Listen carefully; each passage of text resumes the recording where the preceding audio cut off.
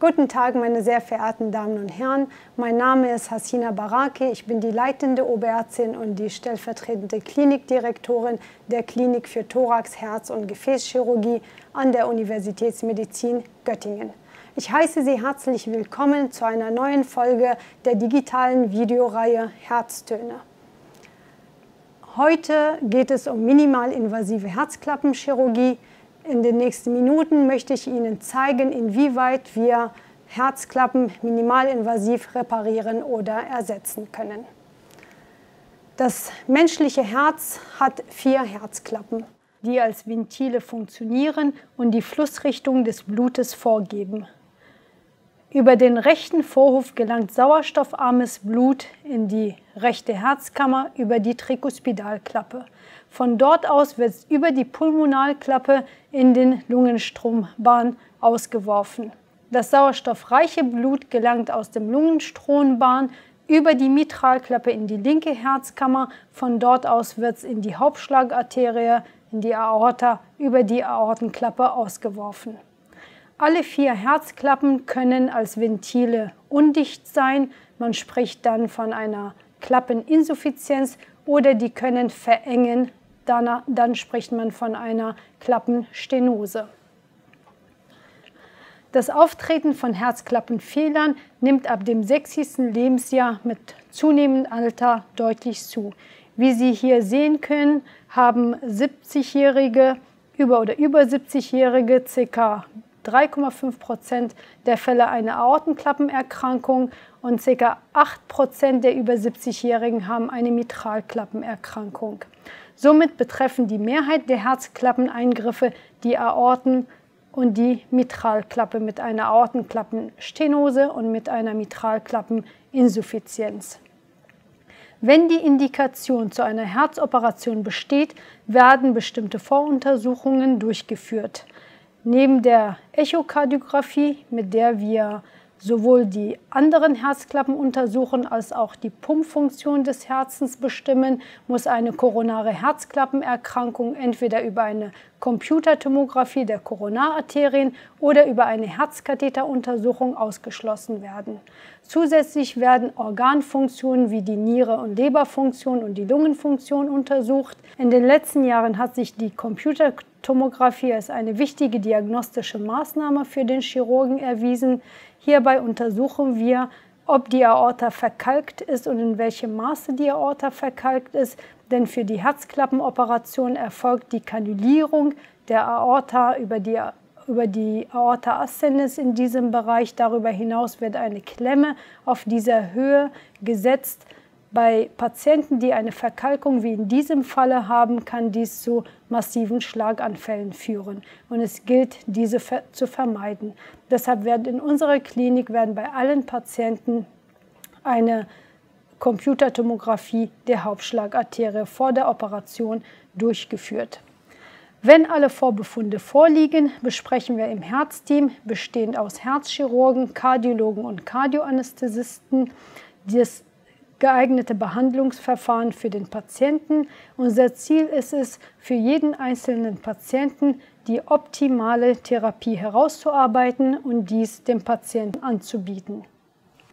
Lange Jahre war die mediane Sternotomie, das heißt die Eröffnung des Brustbeines in der Mitte, das Standardverfahren für die meisten herzchirurgischen Eingriffe. Mithilfe der Herz-Lungen-Maschine wird das sauerstoffarme Blut aus dem rechten Vorhof entfernt, in die Herz-Lungen-Maschine überführt und dort mit Sauerstoff angereichert. Über eine Pumpe wird das Blut dann entsprechend in die Hauptschlagarterie, in den Körperkreislauf zurückgeführt. Nach Klemmung der Aorta übernimmt die Herz-Lungen-Maschine die Herz- und Lungenfunktion und so kann der Klappenersatz beginnen. In den letzten Jahren haben sich sowohl für die Aortenklappenchirurgie als auch für die Mitralklappenchirurgie minimalinvasive Verfahren gut etabliert. Die schwere Aortenklappenstenose ist bei der Mehrheit der Patienten die Indikation zum operativen Ersatz. Hier sehen Sie eine schwer verkalkte Aortenklappe, die aus 3 Taschen besteht. Die Öffnungsfläche ist deutlich verkleinert. Ungefähr 2% der Bevölkerung haben eine Aortenklappe, die aus 2 Taschen besteht, die sogenannte Bikuspide-Klappe. Auch diese Klappe ist deutlich verkalkt. Offen chirurgischer Aortenklappenersatz ist ein gut etabliertes Verfahren und wird seit über 40 Jahren mit sehr niedrigem Risiko durchgeführt. Dabei wird die Aortenklappe vollständig entfernt und herausgeschnitten und durch eine Prothese ersetzt. Grundsätzlich gibt es 2 Prothesentypen. Die mechanische Prothese besteht aus Kunststoff und einem Polyesterring, das die Nähen der Prothese in die Aorta ermöglicht. Nachteil dieser Prothese ist, dass die Patienten, damit hier keine Gerinnsel auf den Klappenflügeln entstehen, lebenslang eine Blutverdünnung in Form von Makoma einnehmen müssen. Vorteil der Prothese ist es wiederum, dass sie nicht degenerieren kann und theoretisch lebenslang halten kann. In den letzten Jahren hat sich aber die biologische Prothese bei der 95% der Patienten durchgesetzt. Vorteil der biologischen Prothesen, die es von verschiedenen Herstellern gibt, ist, dass die Patienten keine Blutverdünnung in Form von Makoma einnehmen müssen. Allerdings haben die biologischen Prothesen eine begrenzte Lebensdauer. Diese Lebensdauer der biologischen Prothesen ist abhängig vom Alter des Patienten zum Implantationszeitpunkt.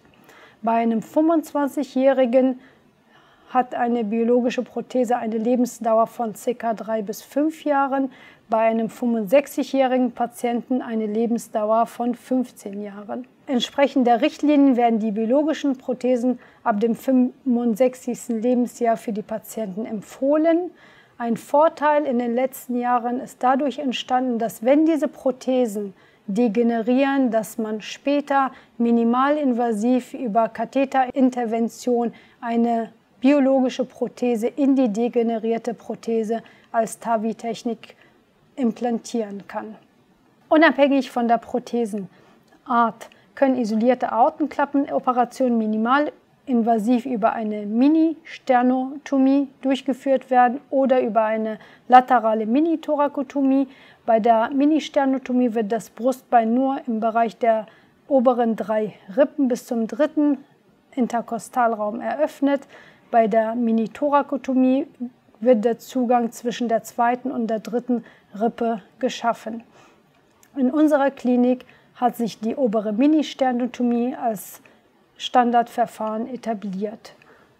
Wir haben allerdings auch viele Patienten, die für eine Herzoperation oder Aortenklappenersatz in minimalinvasiver Technik mit Einsatz der Herz-Lungen-Maschine nicht in Frage kommen. Für diese Patienten gibt es bestimmte Kriterien, zum Beispiel ein Alter von über 75 Jahren oder wenn sie voroperiert sind oder gebrechliche Patienten mit verschiedenen anderen Nebenerkrankungen.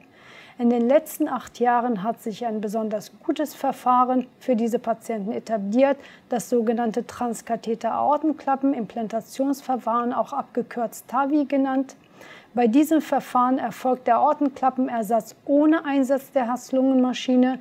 Die Klappe wird über ein Katheterverfahren, meist über die Leiste, durch die Aorta vorgeschoben und auf Höhe der Aortenklappe am schlagenden Herzen entfaltet.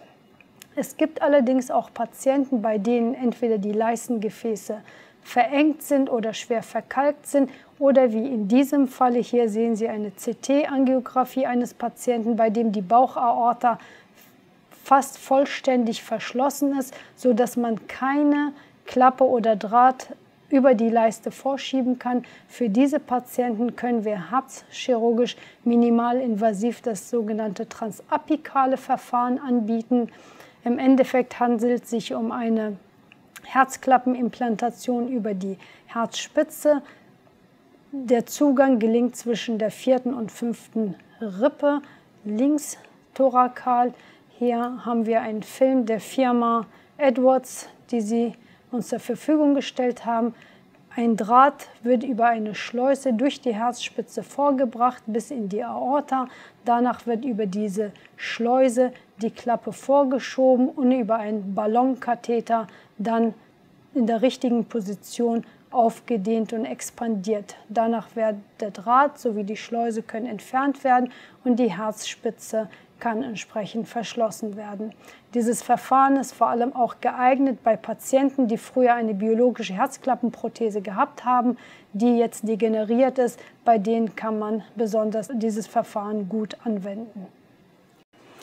Nun befassen wir uns mit der Mitralklappe.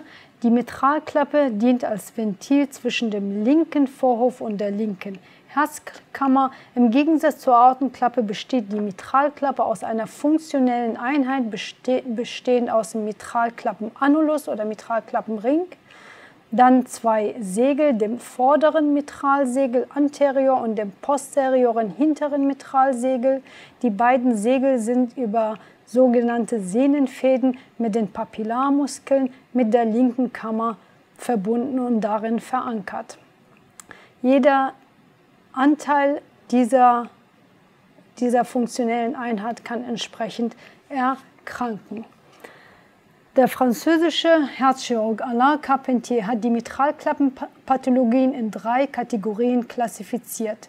Entsprechend der Ursache können eine Mitralklappenundichtigkeit durch verschiedene Bestandteile der Mitralklappe verursacht sein.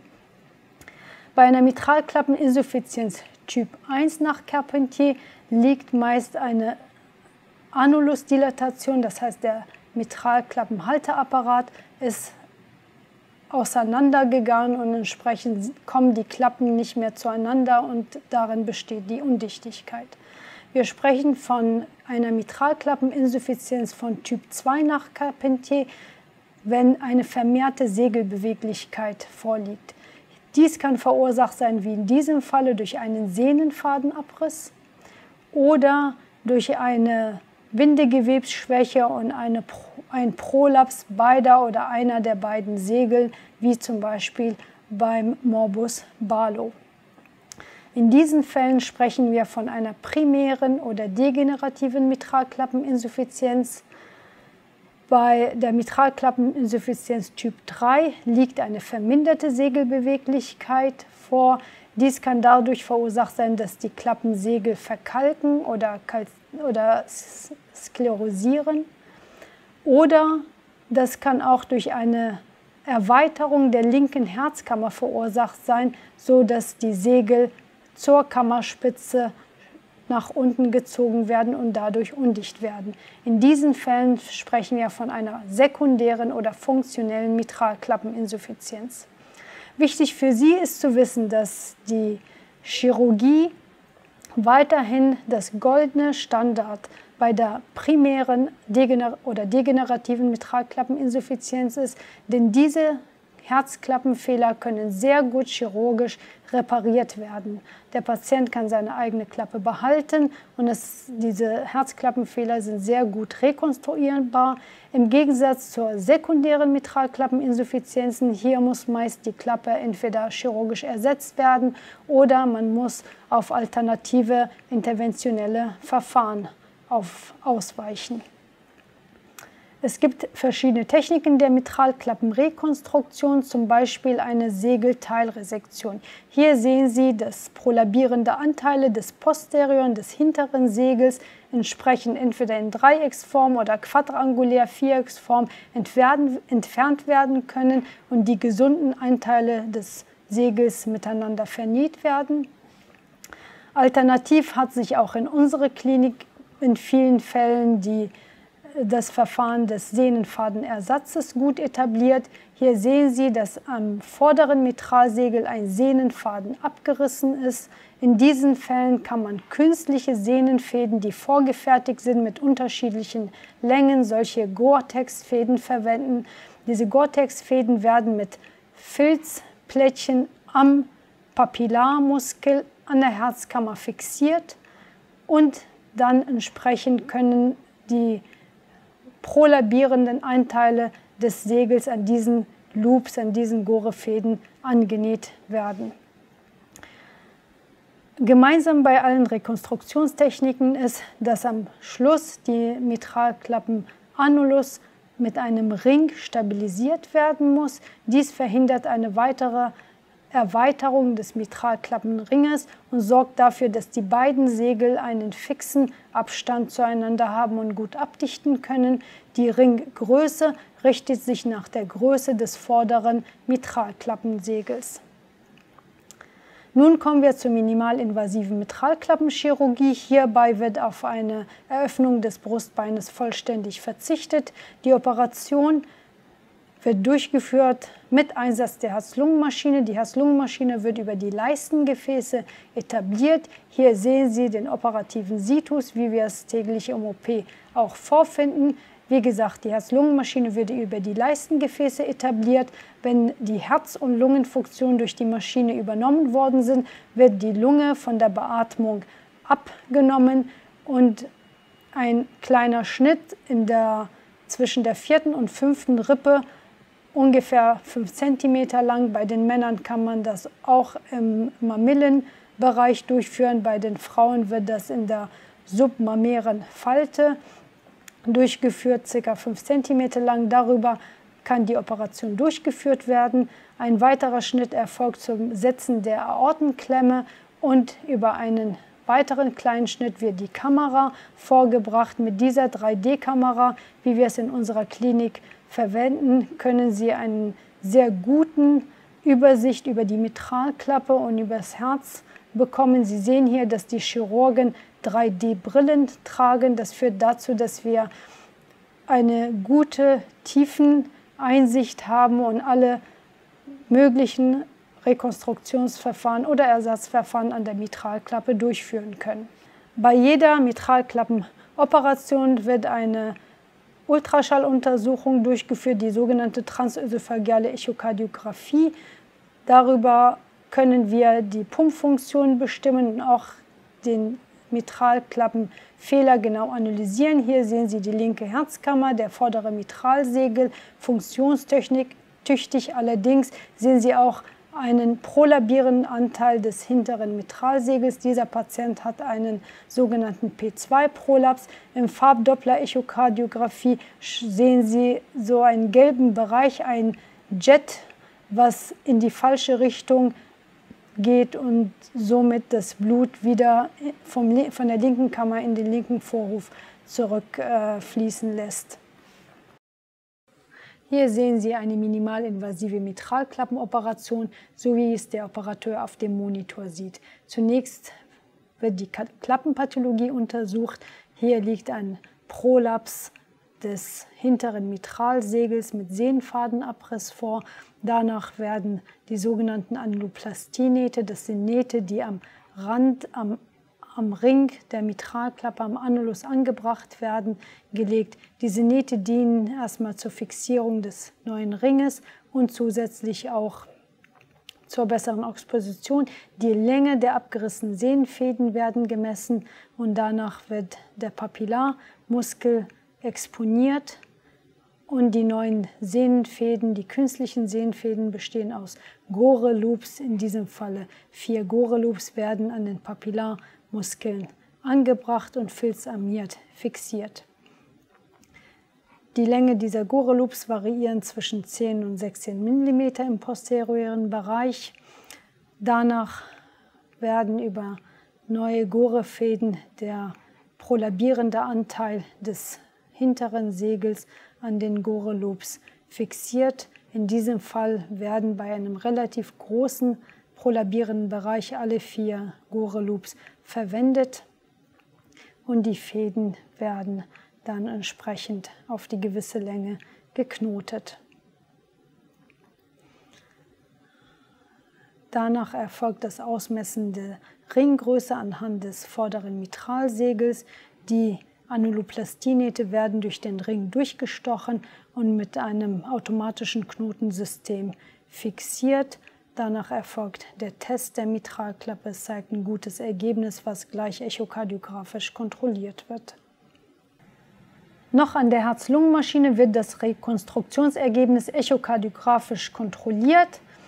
Hier sehen Sie, dass kein prolabierender Anteil der Mitralklappe in den Vorhof ragt. Es gibt auch kein Jet des Blutes in den Vorhof hinein.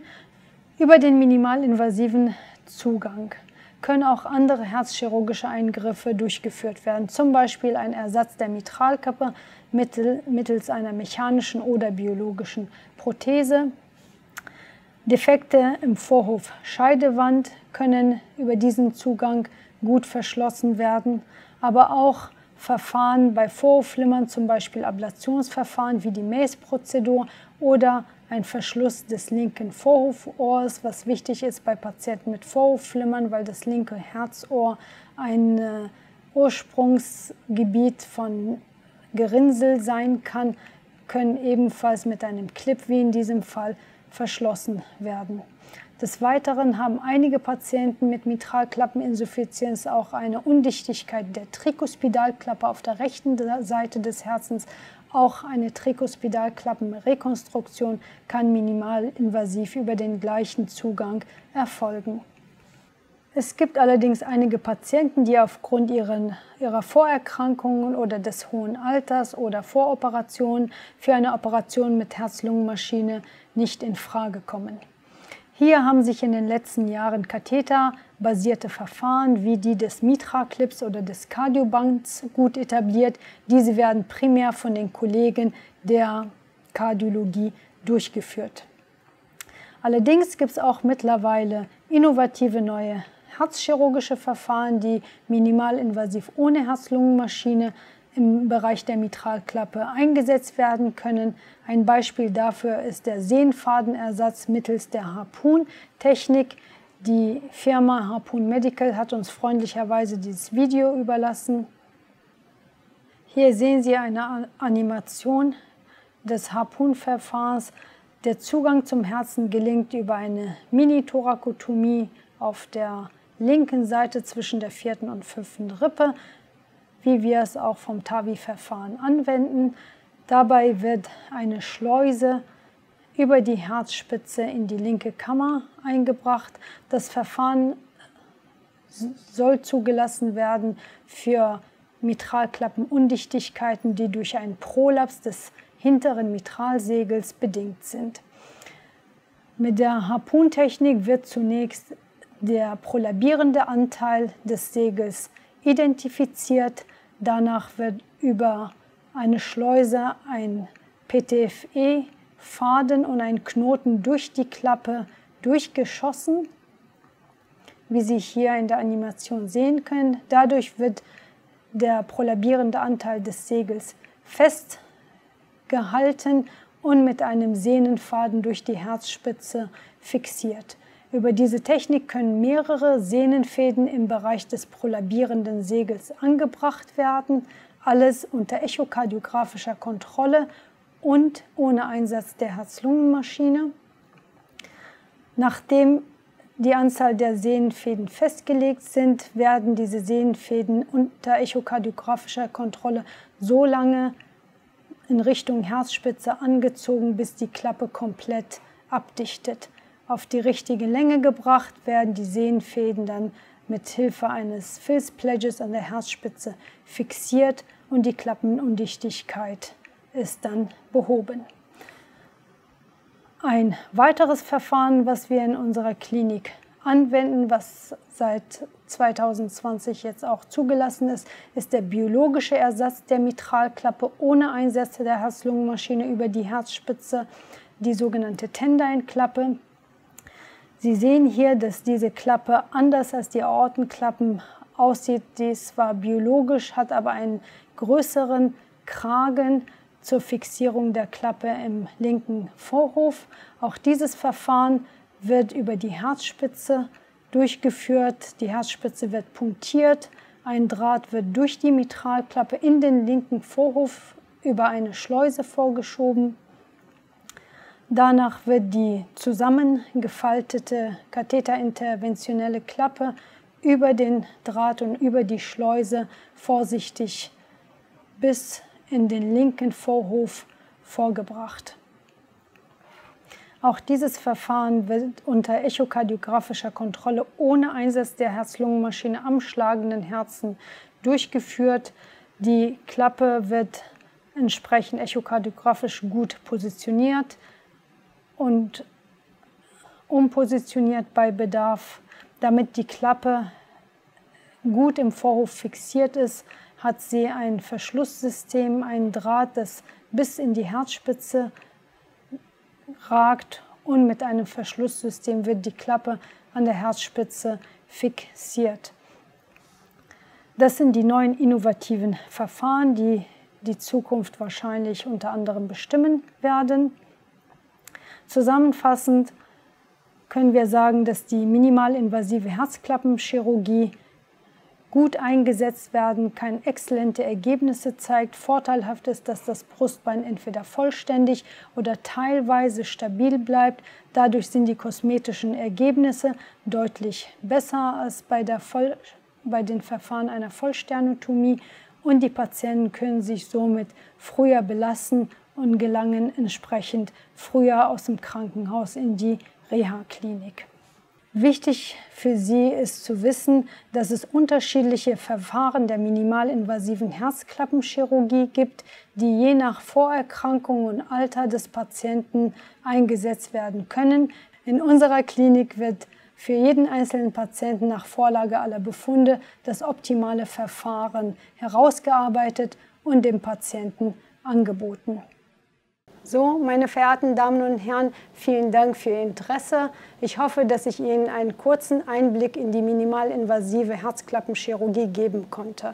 Bei Fragen können Sie sich jederzeit an uns über die eingeblendete Telefonnummer oder E-Mail-Adresse wenden. Zum Schluss möchte ich Sie aufmerksam machen auf den nächsten Vortrag unserer Videoreihe von Frau Professor von Arnim zum Thema mit Herz und Hirn erfolgreich altern. Vielen Dank nochmal für Ihr Interesse und auf Wiederschauen.